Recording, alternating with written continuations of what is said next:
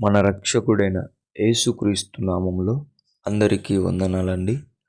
ఈరోజు దేవుని మాటలు పేతురు రాసిన మొదటి పత్రిక 5వ అధ్యాయం 8వ వచనం. మీ విరోధి అయిన అపవాది గర్జించు సింహము వలె ఎవరిని మృంగుదునా అని వెదుకుచూ తిరుగుచున్నాడు.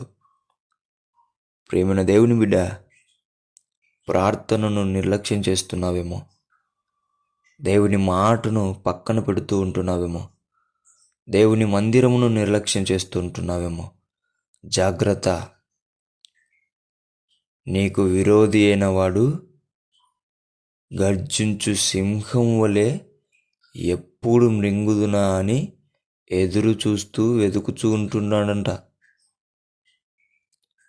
ఒక్కసారి గనక వాని చేతిలో పడితే ఇన్ని రోజులు నువ్వు చేసిన ప్రార్థన జీవితం, దేవుని మాటను అంగీకరించి నీవు కాపాడుకొనిన ఆత్మీయ జీవితం, మందిరానికి వెళ్ళడానికి కూడా నీకు సమయం దొరకనంత బిజీ అయిపోతావు. అప్పుడు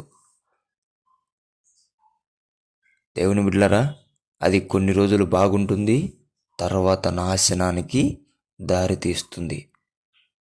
నిర్లక్ష్యం అనేది, సోమరితనం అనేది చాలా ప్రమాదం. గర్జించు సింహం వలె తిరుగుతున్న అపవాది చేతిలోని జీవితాన్ని పెట్టుకుంటావా? లేదంటే ప్రార్థన ద్వారా, దేవుని మాట ద్వారా, ఆయన మందిరము ద్వారా బాగుపడిన నీ జీవితాన్ని కాపాడుకుంటావా? అది నీ చేతుల్లోనే ఉంది. ప్రియ దేవుని బిడ్డలారా, గర్జించు సింహములే తిరుగుతున్న వాని చేతిలో పడకోకుండా నశించిన నీ ఆత్మను వెదికి రక్షించిన ఆయన వైపు నీవు తిరుగుతావని నమ్ముతూ దేవుడు ఈ మాటలను మన హృదయాలలో స్థిరపరచునుగాక.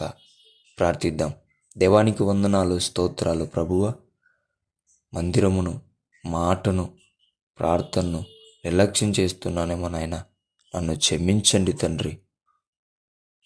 గర్జించు సింహం వలె తిరుగుతున్న వాని చేతిలో పడకోకుండా నన్ను నీ చేతిలో పెట్టుకొని నీవే ఆదరించి, నీవే ముందరికి నడిపించి, నీ మాటకు, ప్రార్థన జీవితానికి, మందిరమునకు నిర్లక్ష్యం చేయకోకుండా ముందడుగులో ఉండుటకు సహాయం జరిగించమని యేసయ్య నామములో ప్రార్థిస్తున్నాం తండ్రి.